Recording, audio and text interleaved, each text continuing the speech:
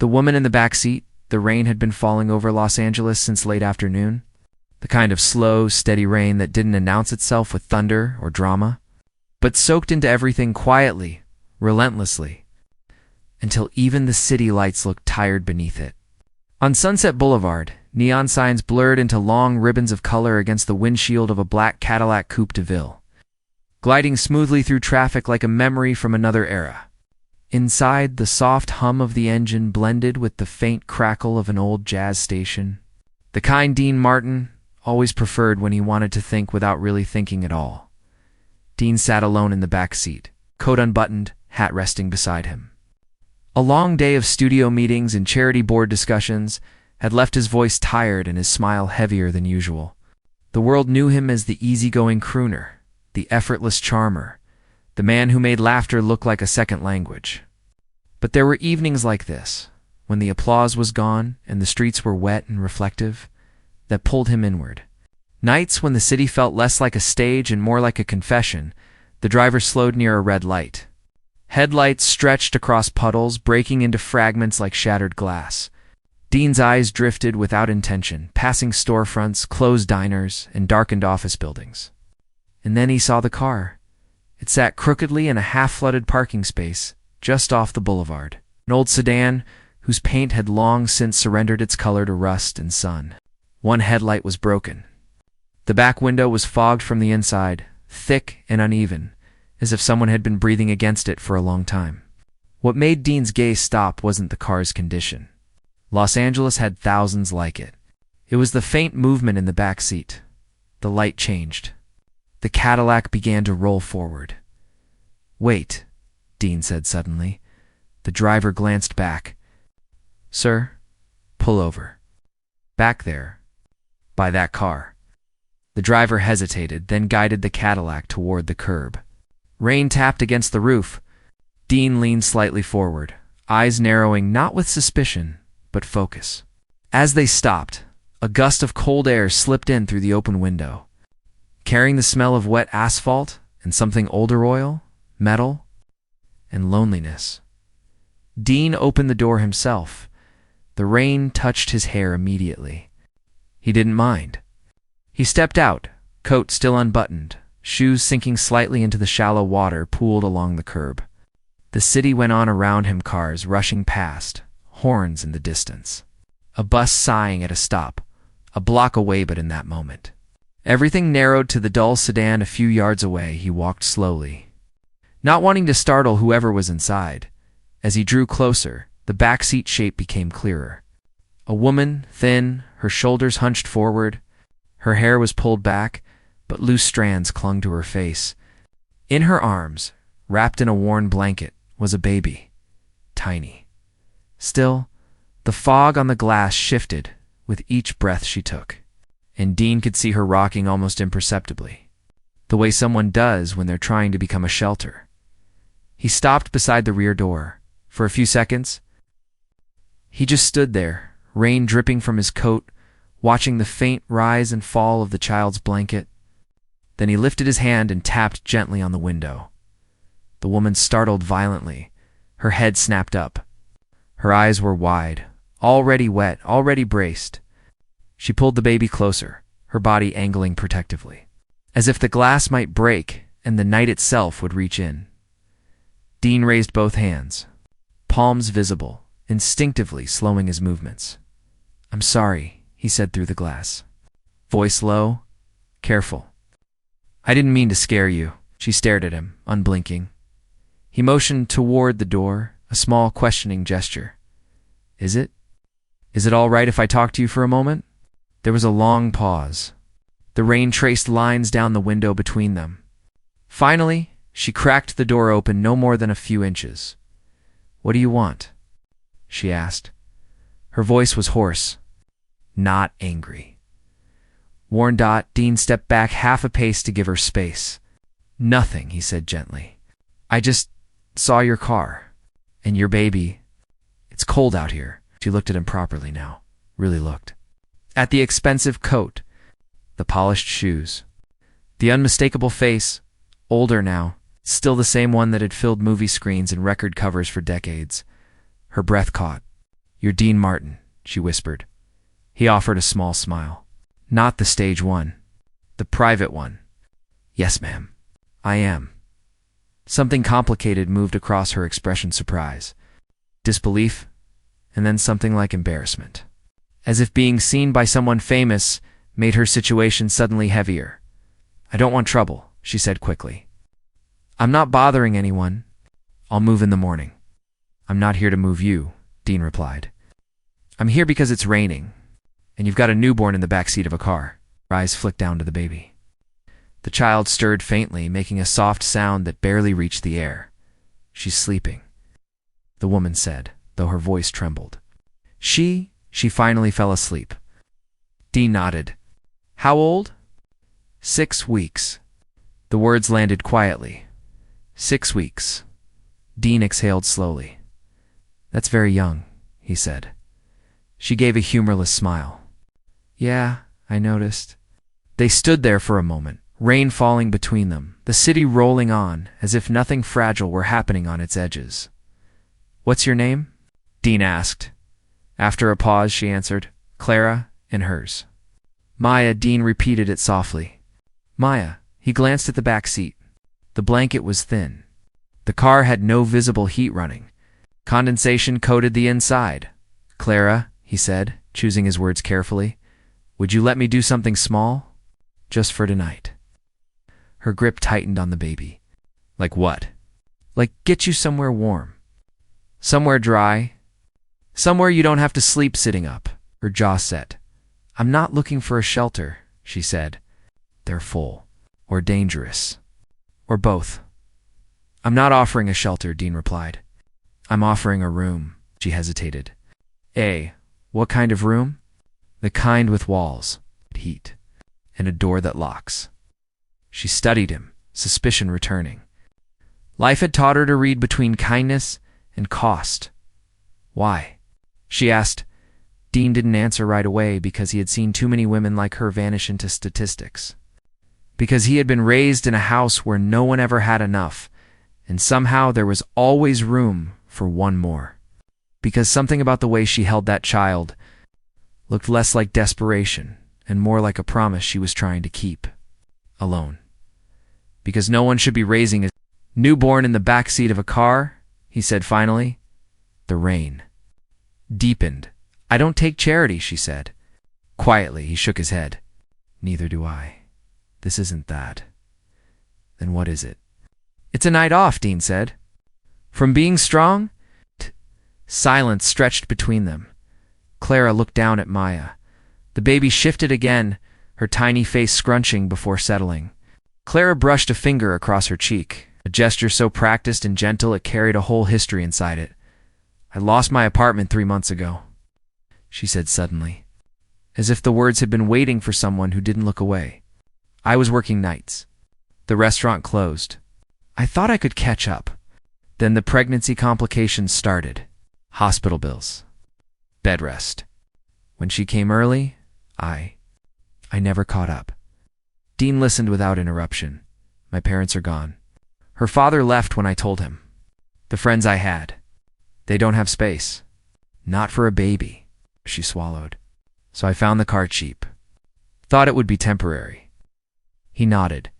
"It always is," he said gently. At first, she met his eyes again. "You really want to help?" "I really do." Another long pause. Finally, she opened the door wider. Cold air rushed in. Dean stepped closer, instinctively shielding them from the rain with his coat. "Okay," she said. "Just for tonight." "Just for tonight," Dean agreed. He gestured back toward the Cadillac, where the driver stood watching. Confused but respectful. "We'll get your things," Dean said. She let out a short, almost laughless breath. "There aren't many." They moved quietly. Clara gathered a small duffel from the front seat. A bag of diapers. A plastic container of bottles. Her entire life compressed into what she could carry without waking her child. Dean opened the Cadillac's rear door. Warmth spilled out. Clara hesitated. She had not been warm in weeks. Dean waited then. Carefully, she climbed in, settling into the seat. Still cradling Maya, Dean closed the door gently, then walked around and got in beside her. The car pulled away from the curb through the rear window. The rusted sedan disappeared into rain and darkness. For the first time that night, Clara let her shoulders drop. Dean didn't speak. He didn't ask questions. He simply sat there, hands folded, gaze forward, giving her something rare, silence that did not threaten. After several minutes, her voice broke it. "I used to sing," she said softly. Dean turned slightly. "Did you?" "In church, in school, sometimes in bars, before." She gestured faintly toward Maya. "People said I was good. Not famous good. Just good," he smiled. "Those are often the best ones." She looked at him, surprised. "You really think that?" "I know that," he said. The city lights slid past. Maya stirred again. Eyes fluttering briefly before closing, Clara adjusted the blanket, her face easing. "I haven't slept in a bed since October," she said. Dean looked ahead. "We'll fix that tonight."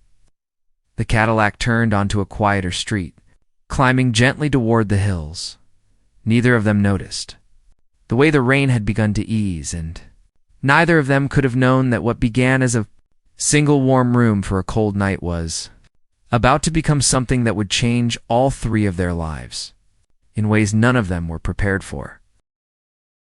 Because Dean Martin did not stop once he opened a door, and Clara had been standing outside too, longed to imagine what waited on the other side. Asterisk. The house that wasn't meant for her, the gates opened without a sound. They didn't creak. They didn't hesitate. They simply parted, slow and smooth, like something that had been expecting them. Clara watched through the rain-blurred window as tall iron bars slid away, revealing a long, curving driveway rising into the hills. The city fell back almost instantly. The noise softened. The neon vanished. Streetlights gave way to subtle ground lamps, spaced like quiet sentinels along the road. Trees stood tall and dark on either side, their leaves still dripping from the storm. She held Maya closer without realizing it. For weeks, her world had been measured in parking lots, rest stops, and streets where she learned which corners were safe to sleep on, and which weren't. Her nights had been stitched together from the glow of gas, station signs, and the fear of every approaching footstep. And now, the car was climbing into a place that looked like it belonged to another version of life entirely. A life she used to believe in. The Cadillac rolled to a stop before a wide, low house built of warm stone and glass, its lights glowing softly behind tall windows. It didn't look like a palace. It didn't look like a celebrity's mansion. It looked lived in, as if laughter had once moved freely through its rooms. And silence had only recently begun to visit. The driver stepped out first. Opening Clara's door, warm air spilled across her face. For a moment, she couldn't move. Her body had learned the language of cold too well.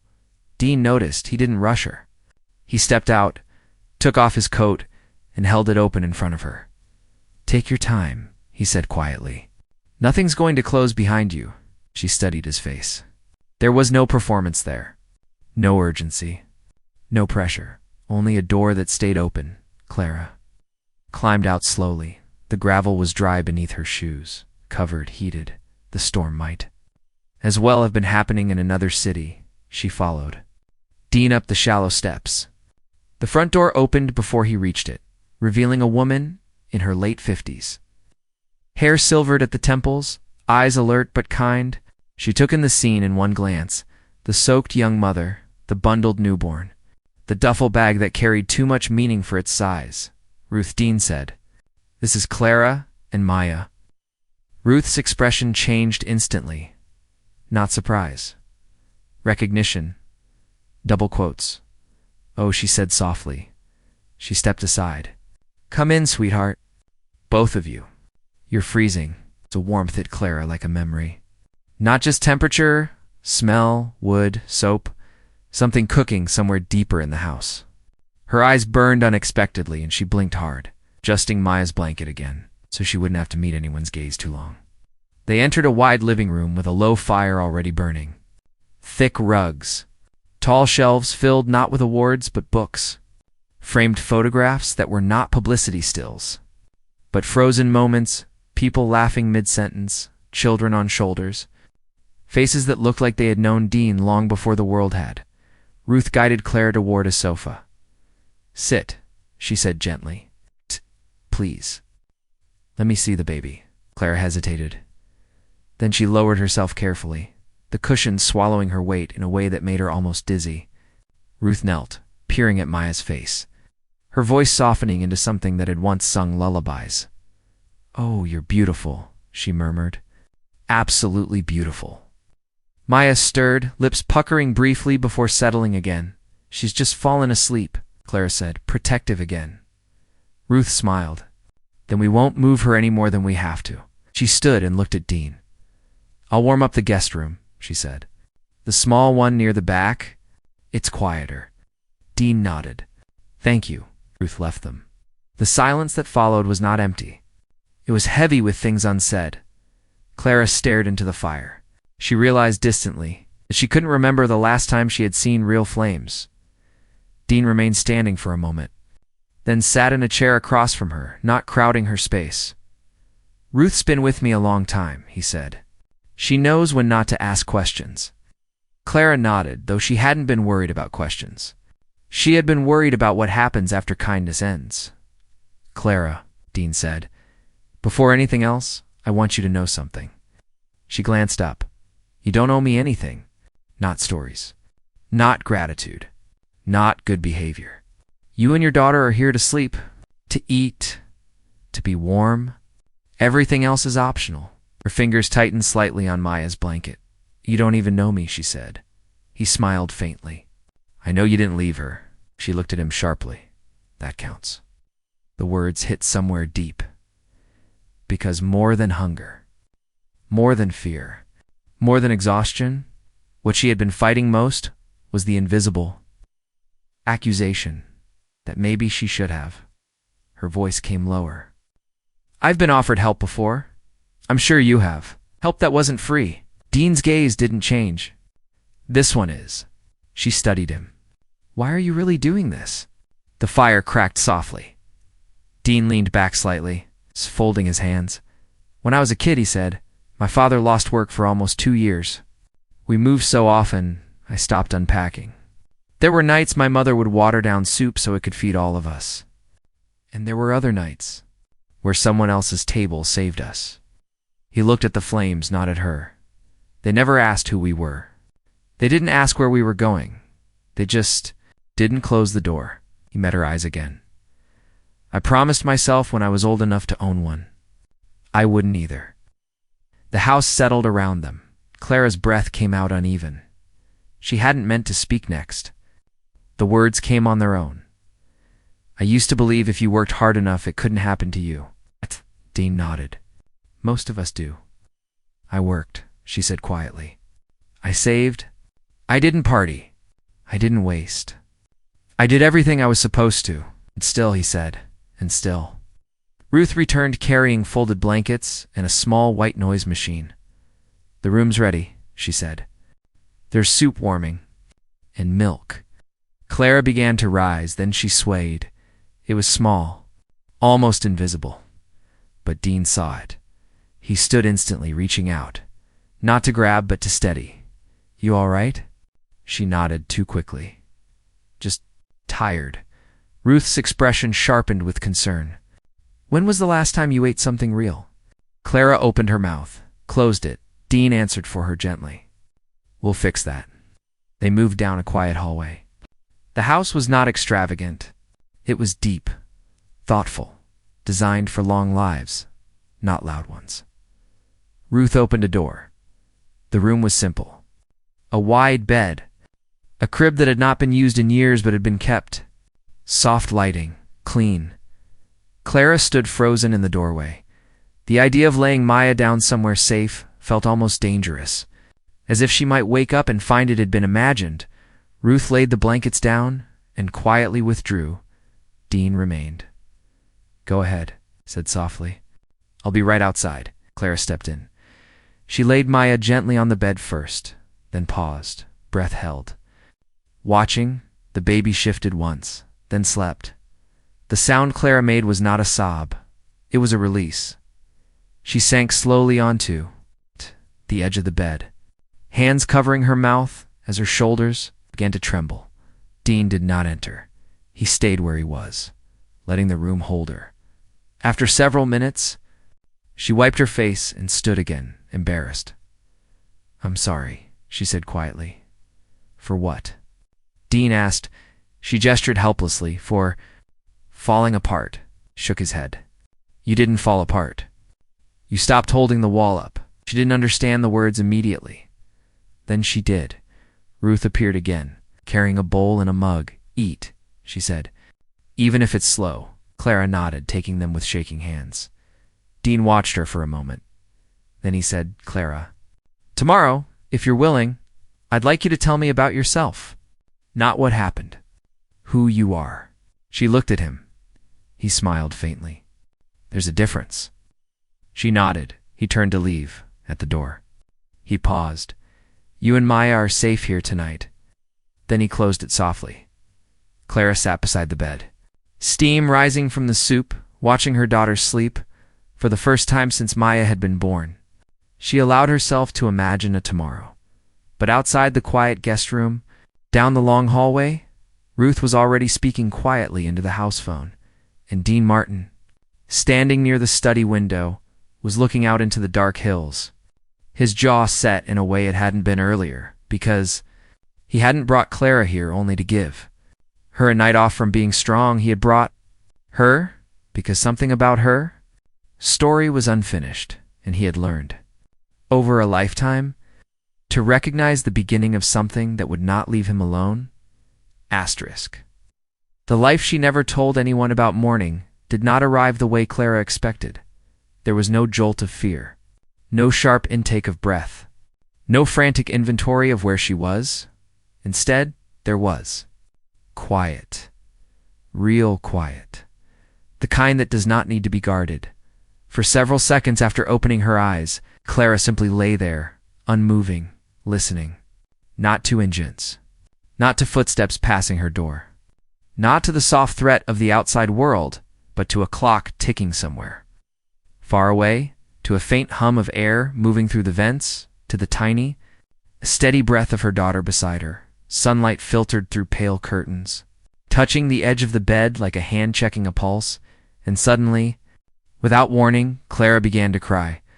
Not the desperate, chest-locking kind, but the kind that came when the body realized it had survived something it never should have had to. She turned her head. Maya lay on her back in the unfamiliar crib, one small fist raised near her cheek, lips parted slightly as she slept. Her chest rose and fell in a rhythm that felt impossibly loud in the stillness. Clara swung her legs off the bed and knelt beside the crib, watching. "I'm here," she whispered. "I'm still here." She didn't know who she was saying it to. The door opened softly. Ruth peeked in. "Good morning. I heard her stirring earlier. Thought you might be awake?" Clara wiped her face quickly. "I'm sorry. I didn't mean to." Ruth shook her head. "You don't apologize for breathing in this house?" She stepped inside carrying folded clothes. "I found these in the guest closet. They're clean. They might fit." Clara took them slowly. "Thank you. There's breakfast when you're ready." "And Dean is already up." Clara hesitated. "He didn't have to stay up for us." Ruth smiled a little sadly. "Dean rarely sleeps when something new enters his house." She turned to leave, then paused. "Clara? Yes? You didn't imagine last night? You're really here." Then she closed the door gently. Clara sat back on the bed, breathing the unfamiliar scent of washed cotton. She changed carefully, keeping one hand on Maya whenever she moved too far away. When she lifted her daughter, Maya woke, eyes blinking slowly before focusing, as if recalibrating to a softer world. "Hey," Clara whispered. "Hey, little one." She fed her, changed her, and when she finally stepped into the hallway, Maya bundled against her chest. Clara felt like someone crossing a border she hadn't known existed.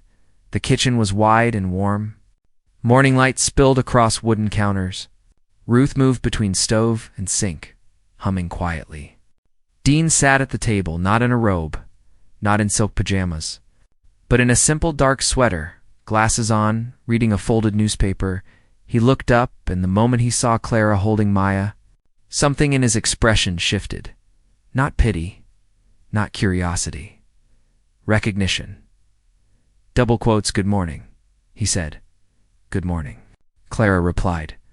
She stood uncertainly near the doorway. Dean set the paper aside and rose. "Come sit. Ruth makes breakfasts that can convince you the world isn't ending." Ruth snorted. "Don't oversell me." Clara moved forward slowly. Choosing a chair near the window, Ruth placed a plate before her. Eggs, toast, fruit. Steamed. Clara stared at it as if it might disappear. "Eat," Ruth said again. "I'll hold Maya if you want." Clara hesitated, then carefully passed her daughter over. The second Maya left her arms, something sharp passed through her chest. Ruth felt it. "I've got her," she said gently. Clara nodded and picked up her fork. Her hand shook. Dean watched without comment. She took a bite, then another. Only, when the edge of her hunger dulled, did she realize how hungry she had been. Dean spoke quietly. "How did you sleep?" She looked up. "I forgot where I was." His mouth curved faintly. "That's usually a good sign." They ate in companionable silence. Maya began to fuss softly. Ruth swayed her gently. Dean folded his hands on the table. "Clara," he said, "I told you last night I'd like to know who you are." "Not what happened." She stiffened slightly. He noticed. "That doesn't mean you owe me everything," he added. "It means I'm interested in you beyond the trouble that found you." She considered him. No one had said that to her in a long time. "All right," she said quietly. She took a breath. "I'm from Fresno. My mother cleaned houses. My father fixed irrigation pumps. I was the first in my family to go to college." Dean lifted his eyebrows slightly. "What did you study?" "Music." Ruth paused. Dean's gaze sharpened. "Singing, voice, and composition. You write?" he asked. She nodded. "What kind of music?" She hesitated. "The kind nobody pays for anymore," he smiled. "Those are usually the ones worth hearing." She looked at the table. "I had a small scholarship. I worked 2 jobs. I sang in lounges, weddings, background sessions when I could get them. I wasn't famous. I wasn't even close. But I was building something." She paused. "Then my mother got sick." Dean didn't interrupt. "I went home to take care of her. 1 year turned into 3. When she died, I came back to Los Angeles and started over. New apartment, new job. Then I got pregnant. And when the complications started, everything I'd built just slid." Her voice tightened. "I didn't lose my place all at once. I lost it in pieces. First the savings, then the furniture, then the apartment, then the friends who couldn't watch anymore." Dean leaned back slightly. "And you didn't tell anyone how bad it was," he said. She swallowed. "I kept thinking I could fix it before anyone had to know." Ruth returned Maya to her arms. Clara pressed her lips to her daughter's forehead. "I never stopped being her mother," she said. "Even when I had nothing else." Dean nodded. "That's not nothing." She almost smiled. Dean was quiet for a long moment. Then he said, "Do you still sing?" Her answer came too quickly. "No." He tilted his head. "Why?" "There's nowhere to sing. That's not what I asked." She looked at him. "Because I don't sound like I used to," she said. Dean studied her. "What happened to your voice?" She hesitated. Then she reached into the pocket of the borrowed sweater and withdrew a folded medical paper she hadn't realized she'd kept. "Complications," she said quietly. "Hemorrhaging. Surgery. Nerve damage. The doctor said I'd probably never have full control again. That I should look for something else." Ruth inhaled softly. Dean did not. He held out his hand. She hesitated. Then gave him the paper. He read it carefully. When he looked up, there was no sympathy on his face. There was interest. "May I hear you?" he asked. Her breath caught. "I just told you. I know what you told me," he said gently. "I didn't ask what a paper said. I asked if I could hear you." Clara shook her head. It's not good anymore." Dean stood. "Clara," he said, "I've spent my life listening to voices. And the one thing I've learned is this: a voice doesn't disappear. It changes location." She looked at him, confused. "Sing something," he said softly. "Not for me." "For her?" He nodded toward Maya. Clara looked down at her daughter. Maya blinked up at her, and without fully deciding to, Clara began to hum. It was unsteady, quiet, almost embarrassed, but the melody was alive. It curled through the kitchen like steam. She closed her eyes, and then she sang, not loudly, not cleanly, but honestly, a lullaby. Her mother had sung. Her voice wavered, cracked once, then steadied. The sound that filled the room was not the sound of a broken singer. It was the sound of someone who had lived when she finished.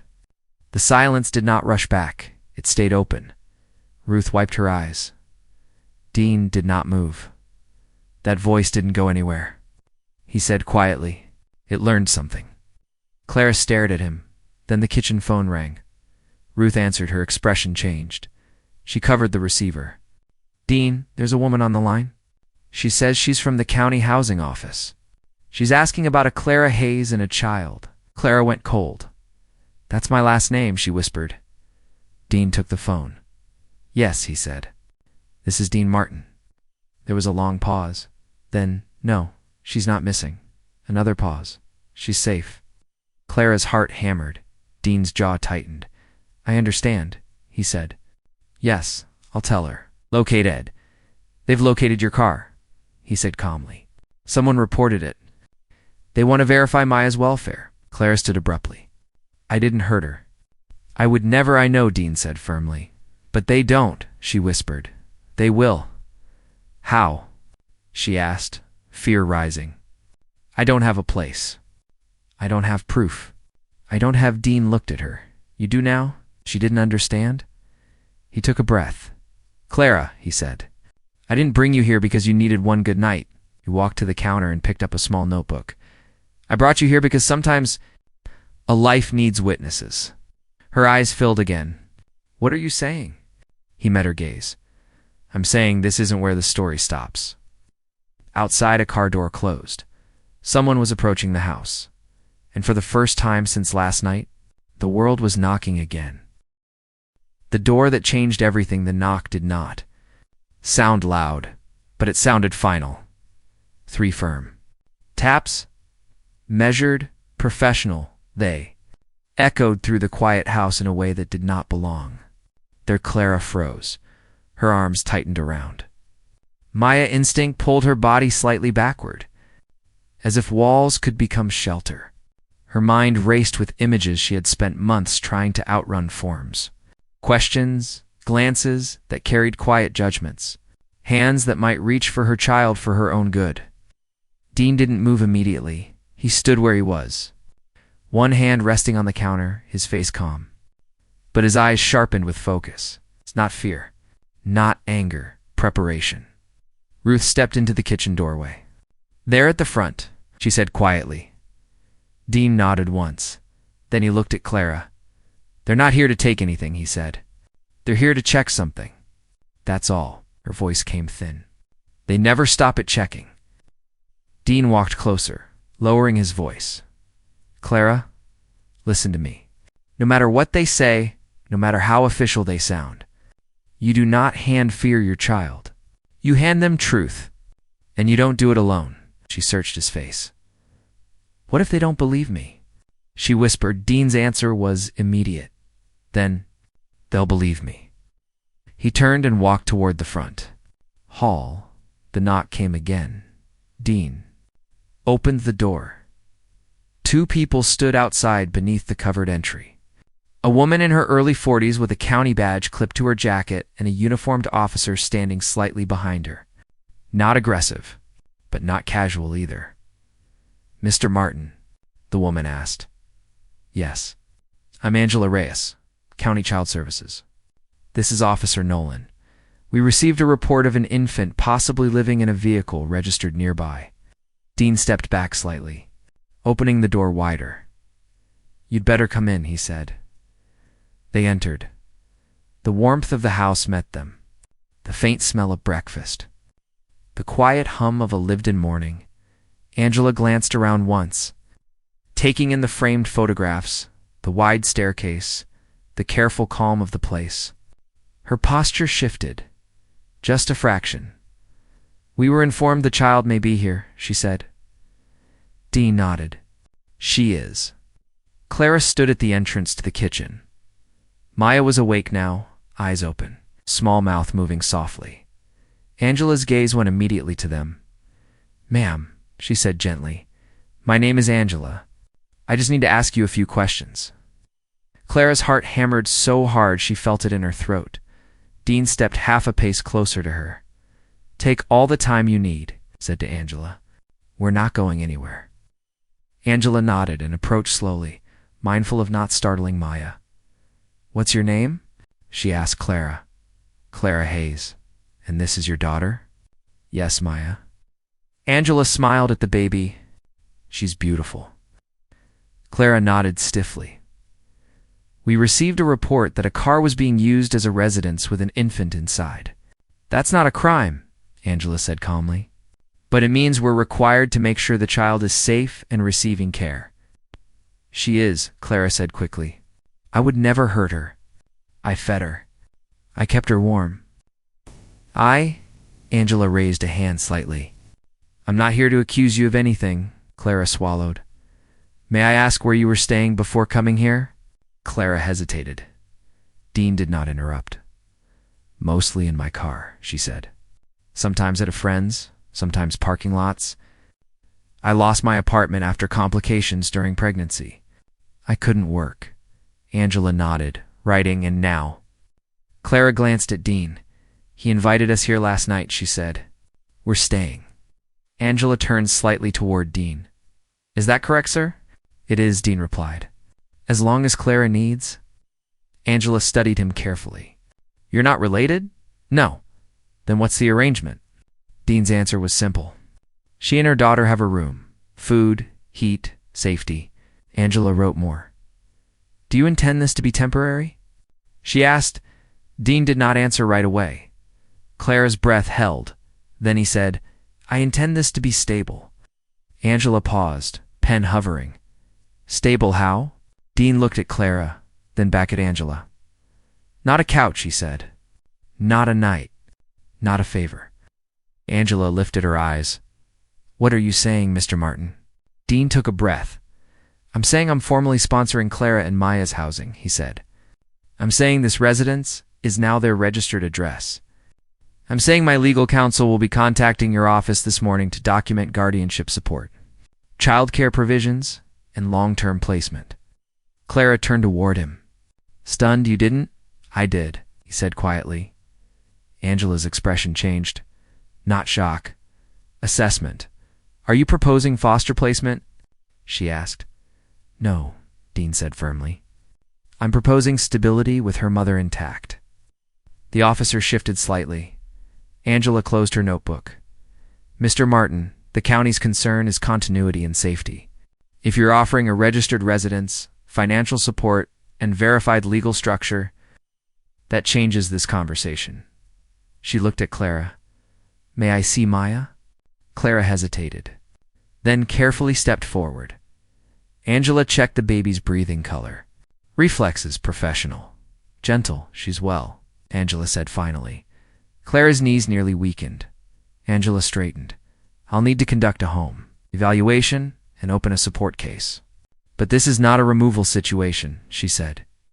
"This is a placement review." Tears filled Clara's eyes. "So she's staying with me?" Angela met her gaze. "Yes." Clara let out a sound that was half breath, half prayer. Angela turned back to Dean. "We'll need paperwork. Financial affidavits. A background review. A home safety walkthrough." Dean nodded. "My assistant will handle the documentation. You're welcome to inspect anything you need." Angela studied him for a long moment. Then she said, Not many people make offers like this. Dean's voice was quiet. Not many people ask the right questions either. Angela allowed herself a small smile. "I'll be in touch today," she said. The officer nodded respectfully. They left. The door closed. House breathed again. Clara stood motionless, staring at the space where they had been. Then her knees buckled. Dean was there before. She fell. He did not catch her. He steadied her. She pressed her forehead against his shoulder, gripping his sweater with one hand, Maya safe in the other. "She's staying," Clara whispered. "She's staying." Dean nodded. "Of course she is." Clara pulled back, eyes wet, confused, overwhelmed. "You just changed everything," she said. Dean looked at her steadily. "No," he replied. "I protected something. You'll change the rest." Later that morning, Ruth guided Clara through the house, a room for her, a room for Maya, a small office with a piano in the corner, covered but tuned. "You play?" Clara asked softly. Ruth smiled. "He forgets he owns it." Clara approached the piano slowly, like someone entering a memory. She lifted the cover. Her fingers hovered, then pressed a key. The sound filled the room. Not performance. Presence. Dean stood in the doorway. "Unseen, Clara," he said. She turned. "I have a foundation," he continued. "We support displaced women, musicians, single mothers. I don't usually involve myself personally." She waited, but sometimes, he said, someone doesn't need a program. She swallowed. "What do they need?" "A witness," he replied, "and a chance to rebuild something that was interrupted." She looked at the piano. "You think I can still?" He stepped inside. "I think," he said, "your life didn't shrink. It narrowed. And narrow things, when opened again, tend to travel far." Clara lowered herself onto the bench. She placed Maya in the nearby crib, and then she played softly, uncertainly, a melody built from the lullaby she had sung earlier. Her voice followed, stronger, not perfect, real. The sound carried down the hallway into rooms that had been quiet too long. Dean closed his eyes. Weeks later, a video of a small, private recital in Dean Martin's home would quietly circulate, not as a celebrity moment, but as something else.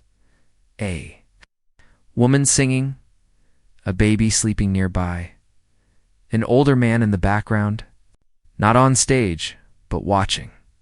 The caption would read, "Dean Martin opens his home to homeless mother and hears her sing for the first time."